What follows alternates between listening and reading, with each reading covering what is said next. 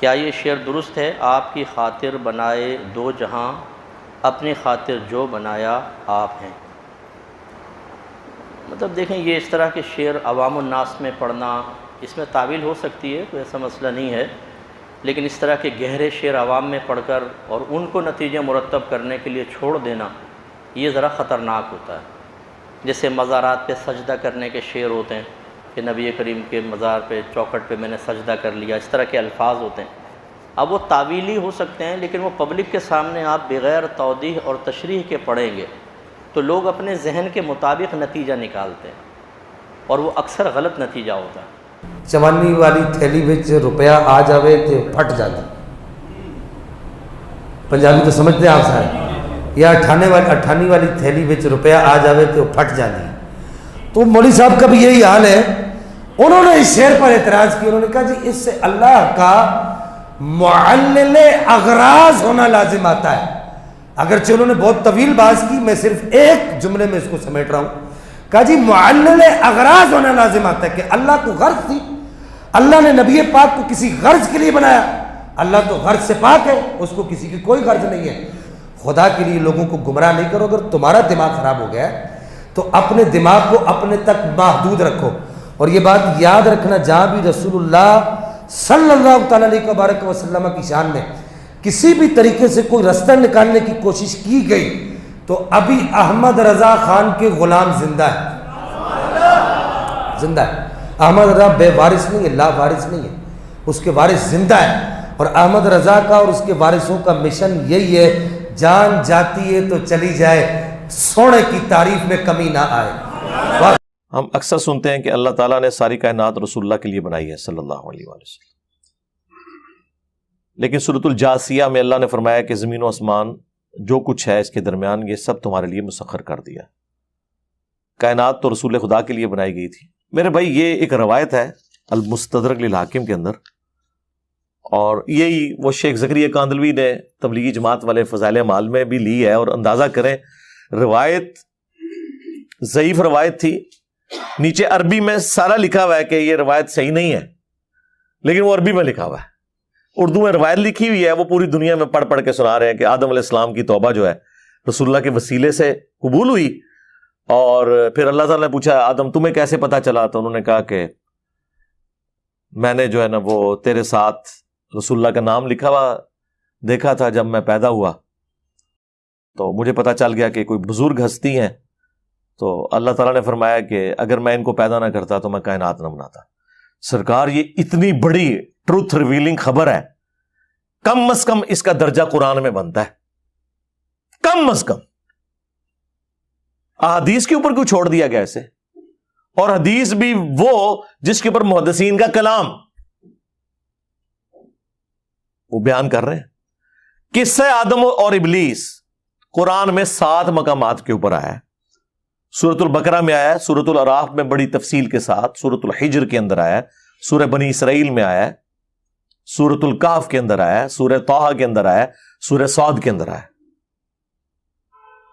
7 جگہ یہ چیز سکپ ہو گئی ہے کہ یہ کائنات کس لیے بنی ہے اور آدم علیہ السلام کی توبہ کیسے قبول ہوئی ہے ہی کوئی نہیں۔ یہ آپ کی بات ٹھیک ہے، بلکہ اس سے بھی بڑھ کے اگر میں آپ کو بتاؤں مقصد کیا ہے، تو یہ پارہ نمبر جو 12 ہے اس کا آغاز ہی اس سے ہو رہا ہے کہ انسانیت کو پیدا کرنے کا مقصد کیا ہے۔ سورہ ہود، اعوذ باللہ من الشیطان الرجیم، بسم اللہ الرحمن الرحیم، آیت نمبر 7، سورہ ہود، سورت نمبر 11، آیت نمبر 7۔ هو الذی خلق السماوات والارض فی 6 ایام، وہی اللہ ہے جس نے آسمانوں اور زمین کو 6 دنوں میں پیدا کیا۔ اب یہ 6 دن سے مراد کیا ہے؟ یہ لانگ پیریڈ آف ٹائم ہے جو اللہ کی قدرت کا ظہور ہوا، وہ اللہ کی مرضی ہے۔ بیکٹیریاز اور وائرسز سیکنڈز بلکہ ملی سیکنڈز میں ڈیوائیڈ ہو جاتے ہیں، اور آم کی گٹھلی سے آم کا درخت بننے میں 8 سال لگ جاتے ہیں۔ خرگوش 1 مہینے کے اندر بچے دے دیتا ہے، مرغی کے انڈے سے 22 دن میں چوزا نکلتا ہے، اور ہاتھی کا بچہ 22 مہینے میں پیدا ہوتا ہے، انسان کا بچہ 9 مہینے میں۔ یہ اللہ کی مرضی ہے۔ تو کائنات کو اللہ تعالیٰ چاہے تو آنے واحد میں بھی پیدا کر سکتا ہے، یہ اللہ کی حکمت ہے۔ وَكَانَ عَرْشُهُ عَلَى الْمَاءِ، اور اس کا عرش اس وقت پانی پر تھا. لِيَبْلُوَكُمْ أَيُّكُمْ أَحْسَنُ عَمَلًا، اور یہ اس نے اس لیے کیا تاکہ جانچے تم میں سے کون اچھے اعمال کرتا ہے. اللہ تعالیٰ فرما رہا ہے کہ یہ ساری کائنات کو پیدا کرنے کا مقصد کیا ہے؟ کہ جانچا جائے کہ تم میں سے کون اچھے اعمال کرتا ہے. تو یہ بالکل واضح ہے. وَمَا خَلَقْتُ الْجِنَّ وَالْإِنسَ إِلَّا لِيَعْبُدُونَ، ہم نے جنوں اور انسانوں کو اس لیے پیدا کیا تاکہ وہ ہماری عبادت کریں. عبادت میں حقوق اللہ، حقوق العباد دونوں شامل ہیں. نماز پڑھے نہیں، عبادت، ٹوٹل اوبیڈینس، بندے بن کے رہیں. تو قرآن بالکل اپنے اس میسج کے اندر واضح ہے کہ اللہ تعالیٰ نے یہ سارا کا سارا نظام کیوں کیا. ہاں یہ بات ٹھیک ہے، یہ ساری کائنات انسان کے لیے پیدا ہوئی اس حوالے سے کہ اللہ تعالیٰ نے انسانیت کی خدمت میں لگا دیا ان چیزوں کو. یعنی نبی علیہ السلام کے لیے نہیں، بلکہ اللہ تعالیٰ کی کریشن کا کلائمیکس جو انسانیت کو اللہ نے پیدا کر کے جانچنا تھا، اس کے لیے یہ ساری سٹیج بنائی گئی. اس میں اگر آپ کہتے ہیں تو پھر ہر انسان کے لیے کائنات بنی ہے. ان معنوں میں اگر آپ کہنا چاہتے ہیں تو الگ. اگر آپ ڈسیزن کی بات کرتے ہیں کہ یہ اللہ نے ڈسیزن کیوں کیا، تو وہ یہ ہے کہ اللہ تعالیٰ ایسی مخلوق پیدا فرمانا چاہتا تھا جو اپنی مرضی سے خدا کو چوز کرے. میں اکثر کہتا ہوں کہ حضرت جبرائیل علیہ السلام بھی اگر مجھے کہنا کہ انجینئر صاحب آپ اپنا ایمان میرے ساتھ ایکسچینج کر لیں، تو میں کہوں گا کہ نہیں، تم نے اللہ کو مانا ہے اللہ کی مرضی سے، اور میں نے گاڈ کو چوز کیا اپنی مرضی سے. میں اپنا ایمان ایکسچینج نہیں کروں گا. انسانیت کے پاس سب سے بڑی اسٹرینتھ یہ ہے کہ اللہ نے اسے حق اور باطل کی تمیز دی. فَأَلْهَمَهَا فُجُورَهَا وَتَقْوَاهَا، اس کے باوجود اس نے خدا کا خوف رکھتے ہوئے اللہ کا راستہ اختیار کیا کہ میں نے اپنے کریٹر کو جواب دہ ہونا ہے. یہ وہ خوبی ہے جو کسی فرشتے کو بھی حاصل نہیں ہے. تو انسانیت کو ناز ہے اس چیز کے اوپر، ہونا چاہیے. باقی جذباتی باتیں ہیں جی، نبی علیہ السلام کے ساتھ وہ چیز منسوب کرتے ہیں. جب ہم کہتے ہیں یار یہ اتنا بڑا ٹروتھ تھا کہ آدم علیہ السلام کی توبہ رسول اللہ کے وسیلے سے قبول ہوئی، اور وہاں پہ اللہ تعالیٰ نے فرمایا کہ اگر میں نبی کو پیدا نہ کرتا، یہ کائنات نہ پیدا کرتا. یہ باتیں جذباتی طور پہ تو بکتی ہیں، اور جو بندہ اس کے بارے میں گفتگو کرتا ہے اسے گستاخ کہہ دیتے ہیں. تو ان کے لیے پھر میں نے ہی پھکی تیار کی ہوئی ہے. کیا عیسیٰ ابن مریم کو اللہ کا بندہ کہنا عیسیٰ ابن مریم کی گستاخی ہے؟ کرسچن سے پوچھیں وہ تو کہیں گے گستاخی ہے. وہ کہتے ہیں کم از کم خدا یا خدا کا بیٹا کہو. ان کی تو تسلی نہیں نہ ہو رہی. تو کیا ہم نے کرسچنز کی تسلی کروانی ہے، یا ہم نے وہ بات ماننی ہے جو اللہ تعالیٰ نے وحی کے اندر بیان کی ہے؟ اللہ تعالیٰ فرماتا ہے لقد کفر الذین قالوا ان اللہ هو المسیح ابن مریم، بے شک وہ کھلا کفر کر رہے ہیں کہ جو کہہ رہے ہیں کہ عیسیٰ ابن مریم ہی اللہ ہے.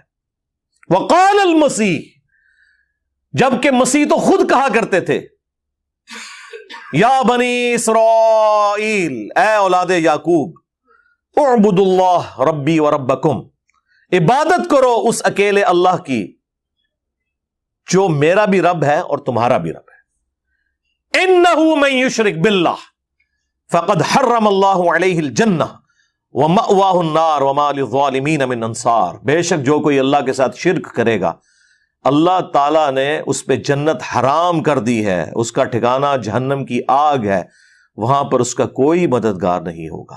عیسیٰ ابن مریم کی صفائی اللہ تعالیٰ دے رہا ہے کہ وہ تو موحد تھے، انہوں نے کبھی شرک کی تعلیم نہیں دی. لیکن منوائیں کرسچنز کو، وہ کہیں گے نہیں ہم تو نہیں، یہ تو آپ شان گھٹا رہے ہیں. تو سرکار جو کچھ آپ سوچتے ہیں دوسرے بھی یہی کچھ سوچتے ہیں. اور آپ کے نبی نے کیا فرمایا؟ صحیح بخاری میں حدیث ہے، دیکھنا میری شان کو اس طرح بلند نہ کرنا جس طرح نصارہ نے اپنے پیغمبر کو بڑھا دیا تھا. میں اللہ کا بندہ اور اس کا رسول ہوں، مجھے اللہ کا بندہ اور اس کا رسول ہی کہنا. نماز میں ہم یہی کہتے ہیں محمد عبدہ ورسولہ. اگر رسول اللہ کا یہ اسٹیٹس ہے نا تو تواڈے بابے تے شاہی کوئی نہیں سرکار. ہاں، کیونکہ میرے نبی سا ہے ہی کوئی نہیں، تیرے بابے تے شاہی کوئی نہیں.